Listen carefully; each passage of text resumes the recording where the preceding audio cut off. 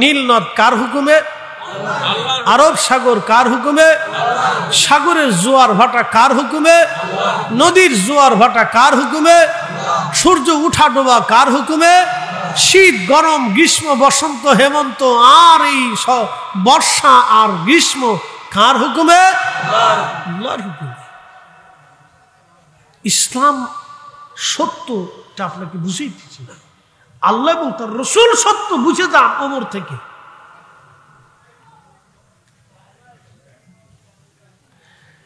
আল্লামা আবুল ফারাজ ইবনুল জৌজি 900 বছর আগে তিনি তার কিতাব উয়ুনুল হাকাতের মধ্যে তিনি লিখতেছেন, চিঠিখানা রেখে চলে আসার পরে নীল নদের মধ্যে জোয়ার আসলো। নীল নদে জোয়ার এসে গেল, কোনদিন আর দ্বিতীয়বার নীল নদে জোয়ার আনার জন্য চিঠি লাগে নাই। 1450 বছর ধরে জোয়ার আসতেছে, জোয়ার যাচ্ছে, নীল নদে জোয়ার এসে গেল, কোনদিন আর একটা কুমারী নারীকে হত্যা করা লাগে নাই।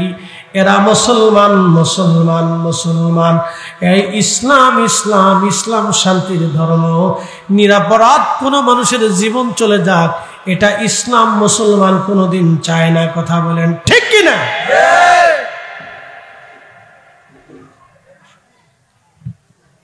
বাইজিদ বুস্তামি রহমতুল্লাহ আলাইহির বাড়ির পাশে সামন ছিল আগুনের পূজারী। কিসের পূজারী? বাইজিদ বুস্তামির বাড়ি হচ্ছে ইরানে। তো সাবেক ইরানিরা, প্রাচীন ইরানিরা আগুনের পূজা করত। ভারতবর্ষে যেমন মূর্তি পূজা করে, দেবতার পূজা, এই পূজা, পাথর পূজা, গাছ পূজা। বিরাট একটা গাছ দেখলে গাছের নিচে মোমবাতি জ্বালাই দিয়ে বাস ওখানে সেজদায় পড়ে গেছে, পূজা অর্চনা শুরু করছে, ভাবে এটাই আমার ক্ষুধা। বিরাট একটা গাছ দেখলে ভাবে এটাই ক্ষুধা, গাছের ভিতরে ক্ষুধা ঢুকে গেছে, কি পাগল, হ্যাঁ এতেই ক্ষুধা। বড় বট গাছ দেখবেন, ওই বট গাছের নিচে মোমবাতি জ্বালাই দিয়ে বা সেজদায় পড়ে গেছে, এটাই ক্ষুধা।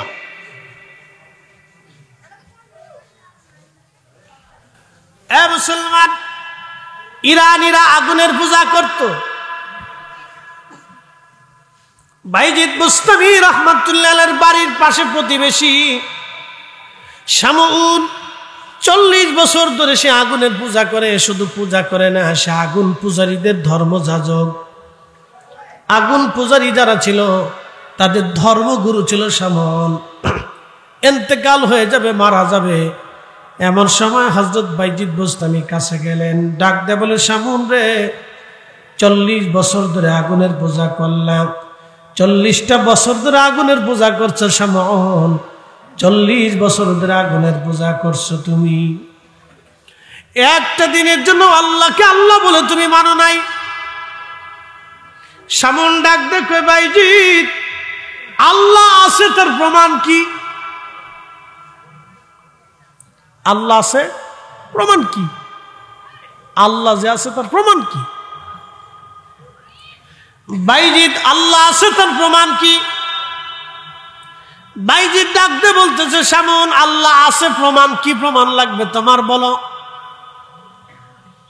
শামউন বলে, বাইজিদ, তুমি তো আমার কাছে আসছো, প্রমাণ তুমি সাবমিট করো। বাইজিদ ডাক দিয়ে বলেন, শামউন রে, 40টা বছর তুমি আগুনের সামনে নিজের মাথা নত করে সেজদায় পড়ে থাকছো। 40 বছর ধরে তুমি আগুন রে পূজা করছো, কারণ তুমি মনে করো আগুনই তোমার খোদা। বাইজিদ রে, শামউন রে, 40 বছর ধরে তুমি আগুনের সামনে মাথা নত করে পড়েছিলে। শামউন, আমি প্রমাণ করব, ওই আগুনের মধ্যে তুমিও হাত দিবা, আমিও হাত দিব।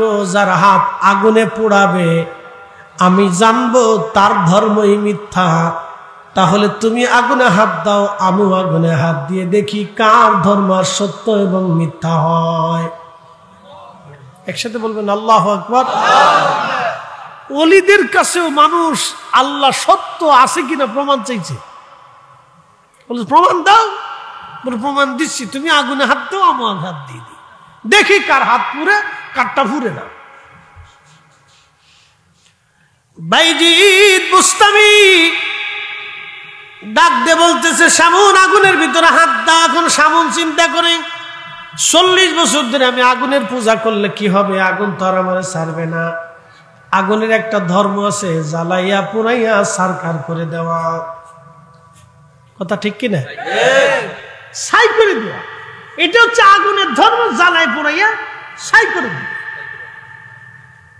তো আমি সামুন যতই পূজা করি আর সেজদা দিয়ে পড়ে থাকি, আগুন তো আমার খাতির করতো না। কিন্তু সামুন তখনও জানে না যে এই আগুনের নিয়ন্ত্রক স্রষ্টা তিনি আল্লাহ। শোনেন, ইসলাম ওলিদের হাত ধরে আসছে। যারা আজকে ওলিদের মাজার ভাঙতে চাও, শিরিকের দোহাই দিয়ে আউলিয়া কেরামের সাথে বিয়াদবি করতে চাও, কপালে খারাপই আছে। কথা কন না কেন? কপালে অনেক বড় খারাপই আছে। খুব মনোযোগ দিয়ে। তো সামুন চিন্তা করে, আগুনে যদি আমি হাত দিই তো আগুনে তো খাতির করতো না। আগে বাইজিদ হাত দিক, বাইজিদ হাত তো পুড়ে যাবেই। তো পুড়ে গেলে আমি বলবো তোমার ধর্ম মিথ্যা। আগে বাইজিদটা ফুরুক। এটা জানে না যে অলিদের দৌড় আল্লাহর আরশে মুআল্লা পর্যন্ত। রসুলের সামনে সাহাবী মুসান্নিফ ইবনে আবি শাইবার ভিতরে ইমাম বুখারীর উস্তাদ ইমাম ইবনু শাইবা একটা হাদিস লিখছেন। ইমাম সুয়ুতী তিনি তিনার কিতাব জামিউস সগীরের ভিতরে লেখছেন। ইমাম মানাবী আত-তাইসিরের মধ্যেও লেখছেন। মনোযোগ দিন। আল্লাহ রসুলের সামনে এক সাহাবী, তার নাম হারেস। নবীজি ডাক দিয়ে বলেন, তোমার সকাল কেমন কাটে? বলে, হুজুর পরিপূর্ণ ইমানের সাথে কাটে। বলে, হারেস রে, তোমার ইমানের হাকিকত কি? সব হাকিকতের হাকিকতও আছে, সব ভেদেরও ভেদ আছে, মানব দেহের ভিতরে ভেদ আছে, রহস্য আছে। একসাথে বলবেন আল্লাহু আকবার। মানব দেহের ভিতর রহস্য কি জানেন? আপনাদের সামনে ফরিদি সাহেব কথা বলতেছে, তার একটা নাম হচ্ছে ফরিদি, কিন্তু কথা যে বলতেছে তার বাহিরের যে স্ট্রাকচার হাত নড়তেছে এটা হলো একটা কায়া বডি, ছায়া, এটা কায়া একটা বডি, কিন্তু কথা ভিতরে বলতেছে। কি কথা কর না কেন? এই ভিতরের জন্য হচ্ছে রহস্য। এটা ভেদ ভেদ, ভিতরের জন্য হচ্ছে রহস্য। উনি আল্লাহর হুকুমে আসছে, আবার আল্লাহর হুকুমে ওনাকে আল্লাহ নিয়ে চলে যাবে। শাস্তি ওনার উপরে হবে, ওনার উপরে বাটাম চালান চলবে, ওনারই আল্লাহ আবার জান্নাতে নিয়ে যাবে, ওনার সাথে আল্লাহ কথাবার্তা বলবে, জিজ্ঞাসাবাদ করবে। ওই যে ভিতরে যে আছে, আপনার ভিতরে উনি বসে রয়েছে। এই বাহিরের যে বডি, এটা একটা স্ট্রাকচার। আল্লাহ একটা স্ট্রাকচার দিয়ে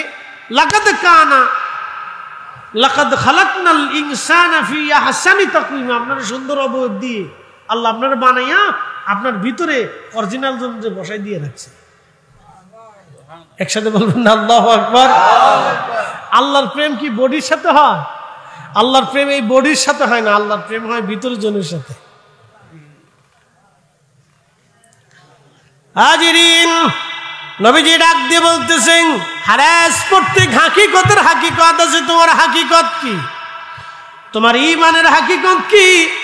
সাহাবী ডাক দিয়ে বলতেছি, ইয়া রাসূলুল্লাহি কাআন্নি আনজুরু ইলা আরশি রাব্বি বারিজান। আমার ঈমানের হাকিকত, আমি আপনার সামনে দাঁড়ায়া দাঁড়াইয়া খোদার আরশে মুআল্লা দেখতেছি। সুবহানাল্লাহ। একসাথে জোরে বলেন আল্লাহু আকবার। সাহাবী যদি আরশে মুআল্লা দেখে, তাহলে আপনার নবী আজকের মাহফিল বুঝি দেখে না? জোরে জোরে জোরে বলেন, জোরে বলেন, জোরে।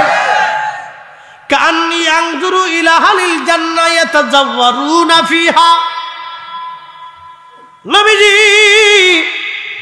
আমি আপনার সামনে দাঁড়াইয়া খোদার জান্নাত দেখি, জান্নাতের ভিতরে জান্নাতীরা মোলাকাত করে আনন্দ করে, তাও দেখি।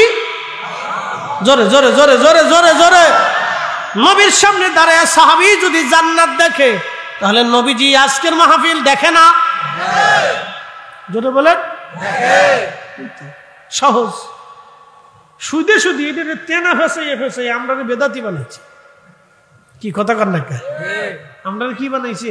বেদাতি। আমরা খুব বেদাতি, বিরাট বেদাত করছি। একবারে খুব জঘন্য বেদাত করে ফেলছি। আল্লাহ নবী ডাকতে বলতেছি, তারপরে কি? সাহাবী ডাকতে বলতেছে, কান্নি আনজুরু ইলা আহলিল নারি ইয়াতাদাওয়াউনা ফিহা। আল্লাহর নবী গো, আমি জাহান্নাম দেখি, শুধু জাহান্নাম দেখি শেষ না, জাহান্নামীরা হট্টগোল করে কষ্ট করতেছে জাহান্নামে। আমি সাহাবী আপনার সামনে দাঁড়াইয়া দাঁড়াইয়া দেখি। জোরে বলা যাবে আল্লাহু আকবার। শামউন জানে না আল্লাহর ওলির দর কত দূর পর্যন্ত। বাইজিদ বুস্তামি বিসমিল্লাহ বলে আগুনের ভিতরে হাত ঢুকিয়ে দিলেন। আগুন জ্বলে রে, বাইজিদ জ্বলে না। আল্লাহু আকবার। একসাথে বলেন, জোরে বলেন আল্লাহু আকবার। তেলের গাড়ি তেলে চলি, হাওয়ার গাড়ি হাওয়ায় উড়ে, বিনা তেলে চালায় গাড়ি নবী সুলাইমান। আমরা সেই মুসলমান, আমরা সেই মুসলমান। আগুন জ্বলতেছে, বাইজিদ জ্বলে না। শামউন ডাক দে বলতেছে, বাইজিদ হাত বের করে নিয়ে আসলেন। শামউন দেখো আমার হাত আগুনে পোড়াই নাই। শামউন ডাক দেখায়, বাইজিদ রে 40 বছর ধরে আগুনের সামনে মাথা নত করে পড়ে থেকেছি, পূজা করেছি, আর্চনা করেছি। 40 বছর পর আমার সাহস হলো না আগুনের ভিতরে হাত দিতে। বাইজিদ কোন ইমানে, কোন আমলে আজকে আগুনকে তুমি বাধ্য বানাইলা রে বাইজিদ? শামউন, ওই আগুনের মালিক যে আমারও মালিক, সে আমি আগুনের মালিক, আমার মালিক এক মালিক রে আমি খুশি করেছি বিদায় আগুনের শব্দ হয় নাই আমার হাত পুরাইতে রে ভাই শামউন। বলে বাইজিদ আর না, আমারও কালেমা পড়িয়া মুসলমান বানাইয়া দাও। আশহাদু আল্লাহ ইলাহা ইল্লাল্লাহু ওয়াহদাহু লা শারীকা লাহু, আমি সাক্ষ্য দিচ্ছি আল্লাহ ছাড়া আর কোনো মাবুদ নাই। আমি আরো সাক্ষ্য দিচ্ছি তিনি এক। কি কথা কর না কেন, ঠিক কিনা? তার কোনো শরীক নাই, শরীক নাই, ছেলে মেয়ে স্ত্রী আর কোন খোদার অস্তিত্ব সৃষ্টিতে নেই। এই দেবতা, এই দেবতা, এই দেবতা, পানিরটা, ল্যাংটারটা, কানারটা, বুবারটা, কোরারটা, গরু, ছাগল, হাঁস, মুরগি, ভেড়া, বকরি, এগুলি কিচ্ছু নেই। কবি জীবনানন্দ দাশ একটা কবিতা লেখছে, এই যুবকরা ভালো করে শুনে যে এগুলি বুঝে যাবেন। কবি জীবনানন্দ দাশ একটা কবিতা লেখছে, আবার আসিব ফিরে ধানসিঁড়িটির তীরে নবান্নে বাংলায়, হয়তো শালিকের বেশে না হয় শঙ্কচিলি, তাহলে কুত্তে বিলে ছাগল পাগল এটা হবে তা হইয়া। কথা বুঝেন নাই? এটা তার ধর্মের বিশ্বাসের কথা বলছে।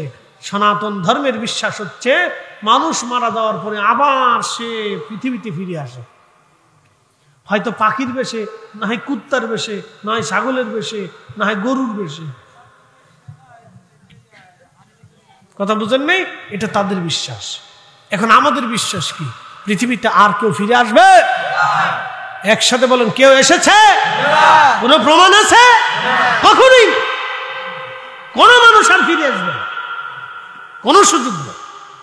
আবার আসিব ফিরে ধানসিঁড়িটির তীরে নবান্নে বাংলায়, হয়তো শালিকের বেশে নাই শঙ্কচিলের বেশে, এটা সেটা হাঁস, মুরগি, কুত্তা, কাউয়া, এগুলির বেশে আর পৃথিবীতে আসার কোনো সুযোগ নাই।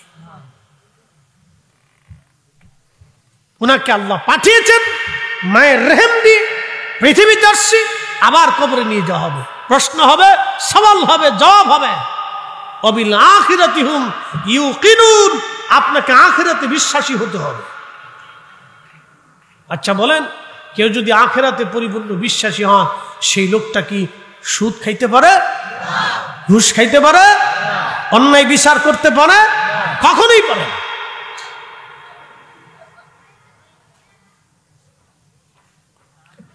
প্রিয় মুসলমান আমার, পৃথিবী বিখ্যাত একজন আল্লাহর ওলি, তার নাম হযরত আবু মুসলিম আল খাওলামি। একসাথে বলবেন আল্লাহু আকবার। বলতেছি, বলে হুজুর এই কথা কেন বলতেছেন? এগুলি আমাদের বিশ্বাস, আপনাকে পরিপূর্ণটা বুঝতে হবে। দেখেন, আবু মুসলিম আল খাওলামি তিনি কোনো সাহাবী না। যদিও রসুলের জমানাতে তার জন্ম হয়েছে, তার বাড়ি ছিল মিশর। তো মিশর থেকে তিনি মক্কা মদিনা আসার পরে দেখছেন আল্লাহর নবী আর দুনিয়াতে নাই। তিনি হযরত আবু বকরের হাতে কালেমা পড়ছেন। তো হযরত ওমরের আবু বকরের আমলে ওই যে ভণ্ড নবীদের উদ্ভব হয়েছিল না, বিভিন্ন নবী দাবি করছে। যেমন মির্জা গোলাম আহমদ কাদিয়ানি, এই ভারতে এই ব্রিটিশদের এই দালাল, হেতাই কইছিল আমি নবী। এই যে কাদিয়ানি ফেরকা, এই আহমদিয়া জামাত, তাদের নাম হচ্ছে আহমদিয়া জামাত। শুনতে হবে, বুঝতে হবে, আহমদিয়া জামাত, কাদিয়ানি ফেরকা। আমার জীবনের লাইফে আমি কোনোদিন দেখি নাই যে বাংলাদেশে হিন্দু মুসলমানের দূরত্ব ছিল। হিন্দুরা আমাদের বাজারে ব্যবসা করছে, আমরা তাদের সাথে ব্যবসা করি। গত রমজানে আমি নিজেও হিন্দুর দোকান থেকে মাল কিনে নিয়ে আমি যাকাত দিচ্ছি। তার আগেও দিছি, দাদা আসবেন আমার এলাকাতে। আমি গেলে গেলে হিন্দুরা আমার যথেষ্ট সম্মান করে।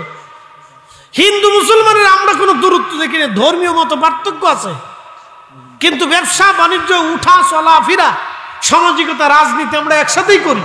কি কথা কন না কেন? এই ইসকন এসে হিন্দু মুসলমানের দূরত্ব তৈরি করে দিয়ে সাম্প্রদায়িকতা সৃষ্টি করার চেষ্টা করতেছে। এটা আমরা বাঙালিরা মানব না। কথা কন ঠিক কিনা? আমরা একসাথে মিলেমিশে আছি, এই সারা বছর চলতেছে এইভাবে। এগুলো উগ্রতা। প্রিয় উপস্থিতি, খুব মনোযোগ দিবেন। হাজিরিন, আবু মুসলিম আল খাওলামি কালেমা পড়লেন। কালেমা পড়ার পরে আবু মুসলিম আল খাওলামিকে হযরত আবু বকর বললেন, যান আপনি ইয়ামান দেশে কালেমার দাওয়াত দেন। আবু মুসলিম আল খাওলামি ইয়ামান দেশে কালেমার দাওয়াত দিতে গেলেন। এই শুনে যান, রসুল আছে, আল্লাহ আছে, আপনাদেরকে বাস্তব প্রমাণ দিয়ে দিচ্ছি। বাকি ঝুঁকি নেই, এটা হলো বাস্তবতা থেকে প্রমাণ দিচ্ছি যে আল্লাহ এক এবং তার রসুল এক আছে। এটা বাস্তব প্রমাণ, বুঝতে হবে। প্রিয় উপস্থিতি, মনোযোগ দিবেন। আবু মুসলিম আল খাওলামি রাহমাতুল্লাহ আলাইহি ইয়ামান দেশে কালেমার দাওয়াত দিতে গেলেন। যখন কালেমার দাওয়াত দিতে গেছেন, তখন ইয়ামান দেশে একজন ভণ্ড নবীর উদ্ভব হলো। তিনি বললেন, আমি নবী, আমি নবী। ইয়ামান দেশে এমন কোন সৈন্যবাহিনী ছিল না, এমন শক্তিশালী মুসলিম দল ছিল না যে তাকে প্রতিহত করবে ইয়ামান দেশে।